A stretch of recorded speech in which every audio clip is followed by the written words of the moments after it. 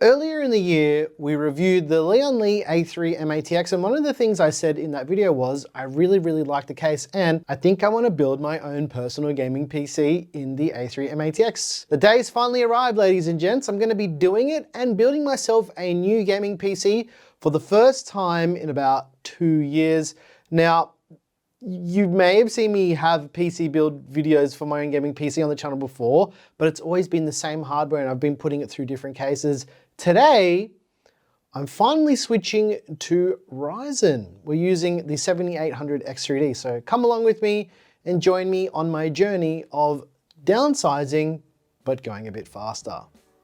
Let's do a personal PC build thing.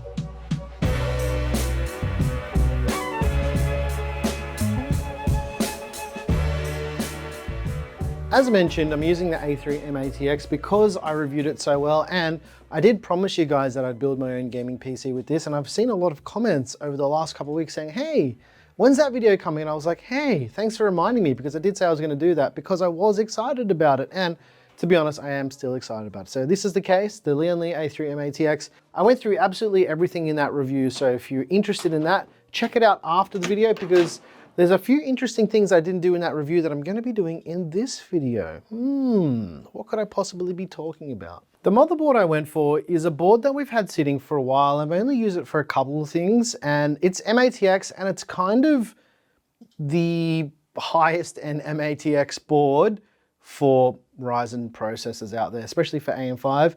It's the ROG Crosshair X670E Gene. It's an absolute beast of a board. It's designed for overclocking and just being absolutely mental. Probably a lot more than I need for this build, but as I mentioned, I'm not using this right now and I haven't really used it, so we might as well put it to good use in my personal gaming PC. How about that? The CPU I decided to go with is the Ryzen 7 7800X3D. This is a bit of a no-brainer. This is still the fastest gaming CPU on the market right now, even though it's last gen.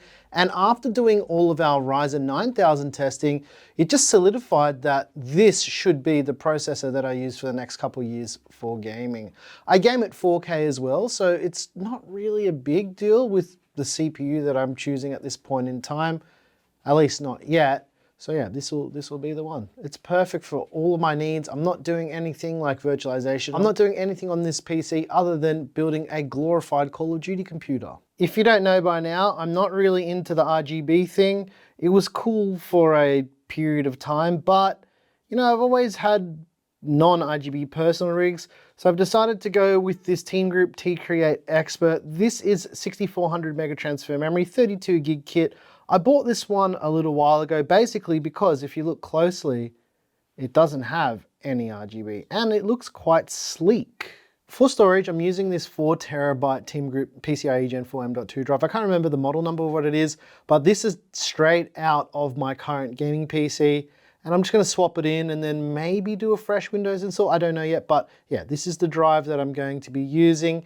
It's good. 4 terabytes is more than enough for anyone's gaming PC. Maybe it's a little overkill considering I just play Call of Duty on this thing. I had a bunch of these Lian Li P28s laying around from a build that I pulled apart maybe a week or two ago.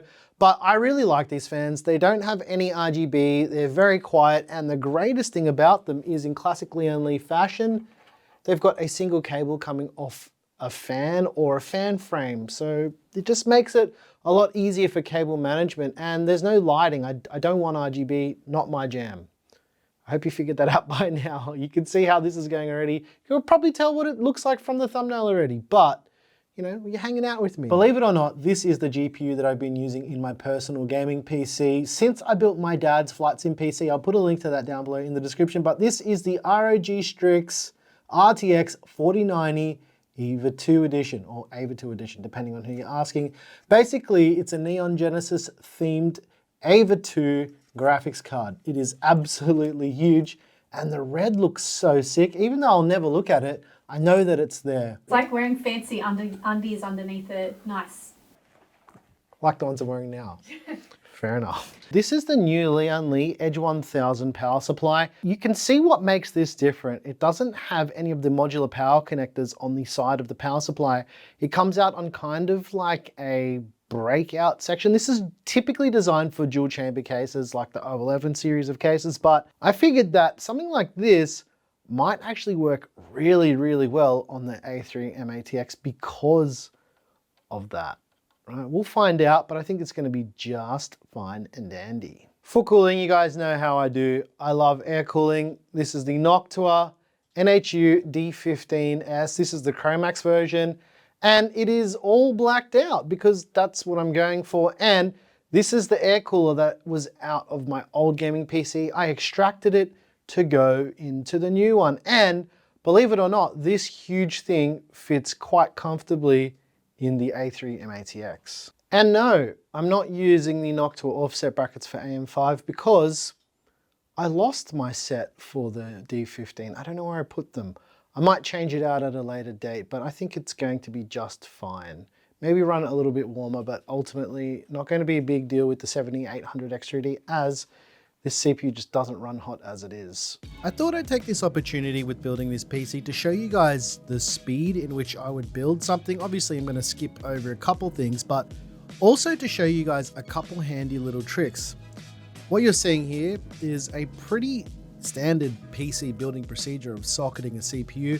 For first-time builders, and even sometimes with experienced builders, this can be quite a daunting thing to do, but I'm here to let you know that if you're careful and you take your time, it's very easy to socket a CPU.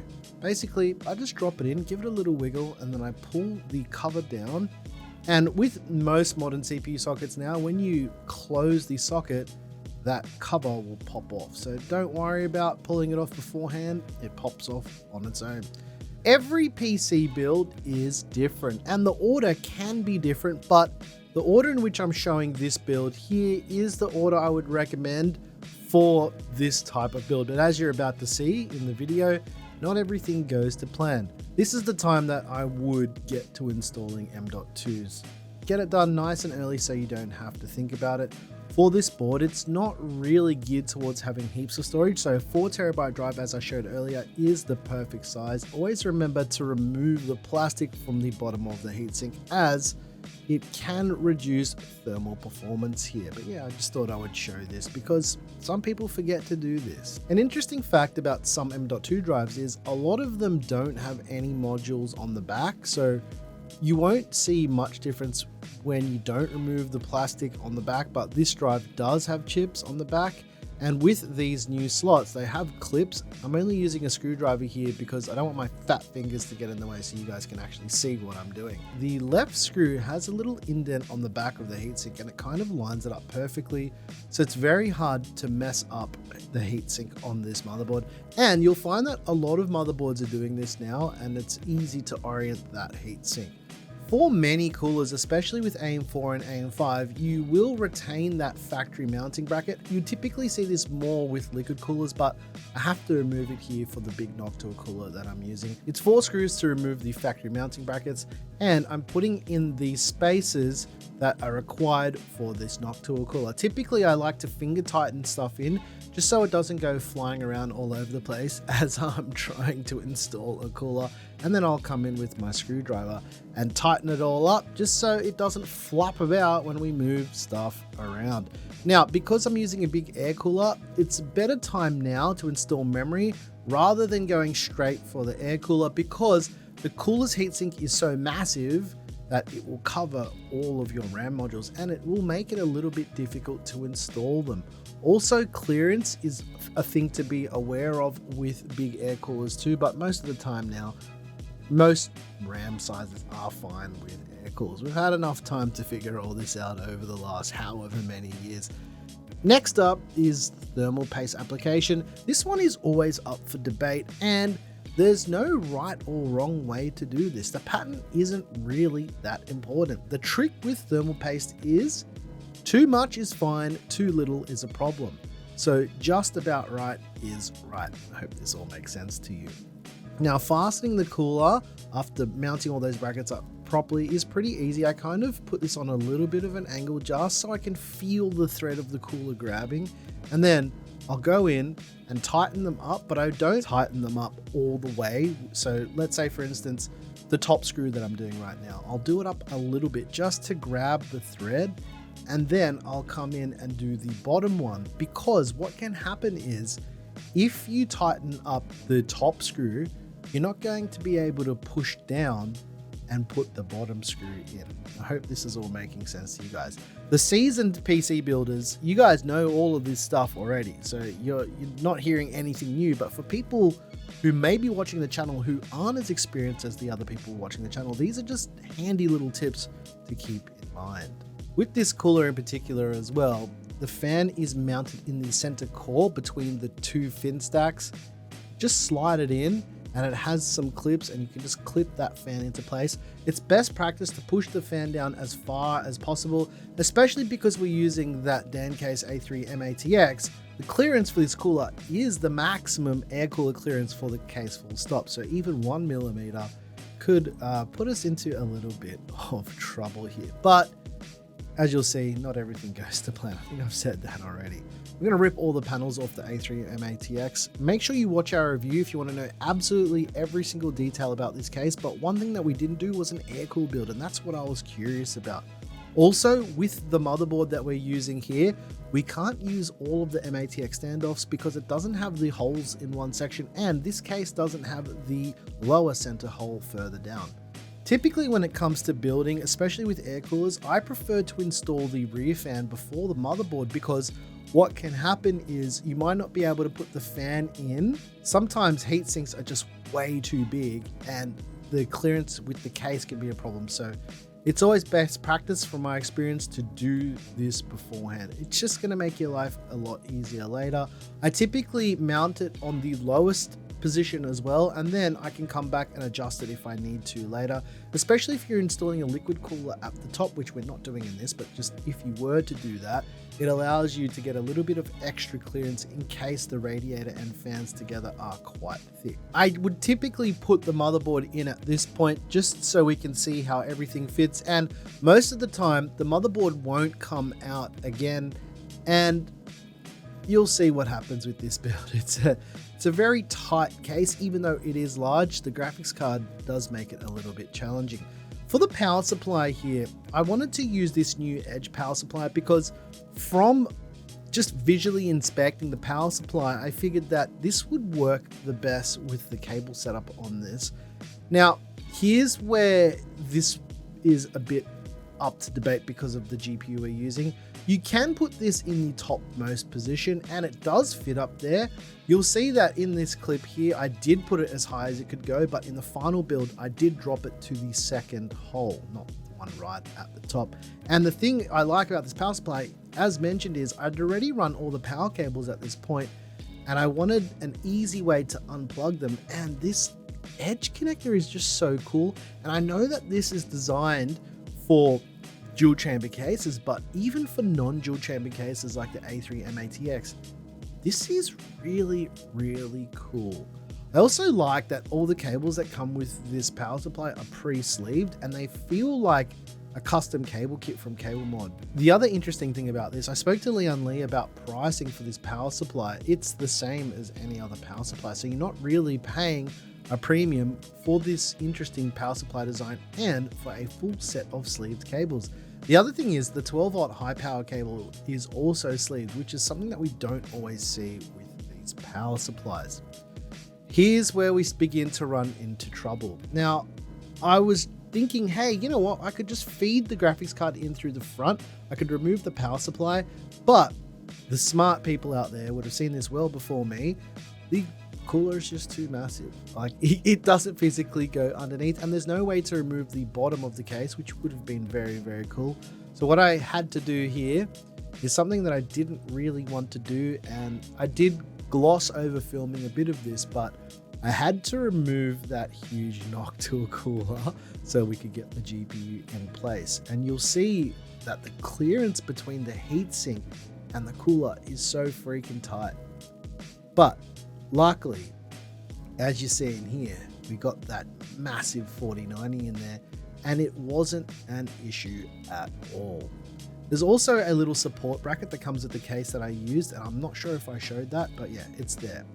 For cable management here, you can see that I didn't go crazy. I used one zip tie to hold some of the EPS power cables to the edge of the motherboard, but really, like, you're not going to see this, so I don't really care. Something that is a little bit unorthodox is mounting a single side fan for intake for both the cooler and the power supply. I'll explain this a little bit later because it will make a bit more sense to you then. The time's come. We've got to button the whole system up and put it back together to see if it works. And spoiler alert, this system works exactly how I wanted it to work, and to be honest, it looks really, really cool.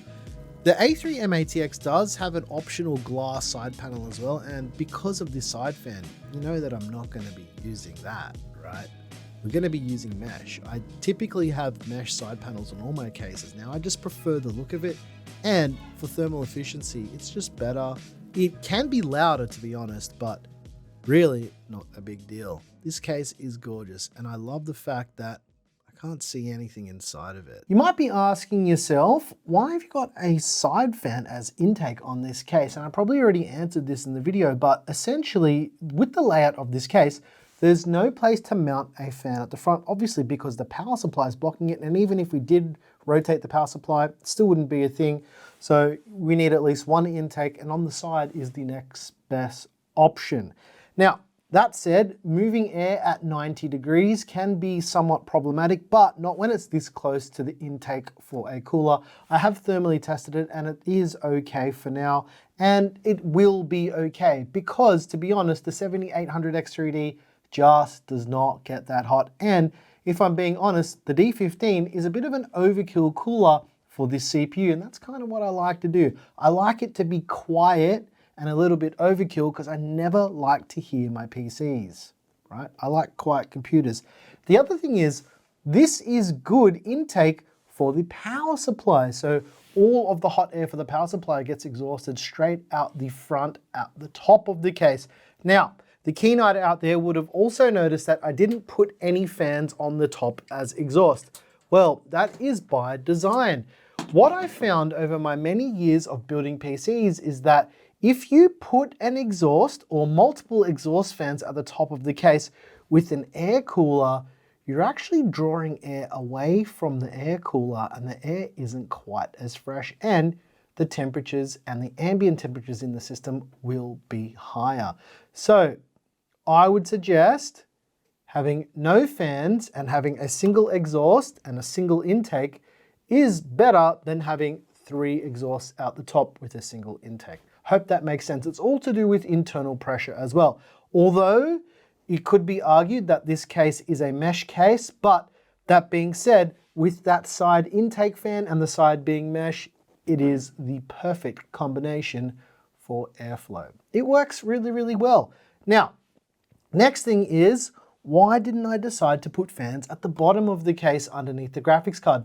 Couple reasons. The bottom of the A4 mATX is so open, so there's really no point. There's nothing obstructing the fans on the GPU as it is. So we're not really having an issue with that whatsoever. Not only that, it's a mesh side panel. So even if it didn't have fans at the bottom, it's still drawing air in from the side and the bottom of the case. So there is that too. One thing that I found with this build that was a little bit unexpected, as you probably saw already, was the fact that I had to take the CPU cooler off to put the GPU in. I wasn't expecting that. I kind of thought that this may be something that we'd have to come to, but yeah, overall, not really a big deal. As well as that, the clearance between the bottom of the D15 and this graphics card is, I've got to say, probably 0.5 millimeter, if that. It's not touching, but it is very, very close. So keep that in mind too. And the only downside to that really is the back of these 4090s get quite warm, and we are transferring a little bit of that heat to the CPU cooler. But again, 7800X3D is quite an efficient CPU, and it doesn't heat up the CPU too much. And that's it. I hope you guys enjoyed this bit of a different build video today. This is really fun for me because this is a PC I get to use for gaming.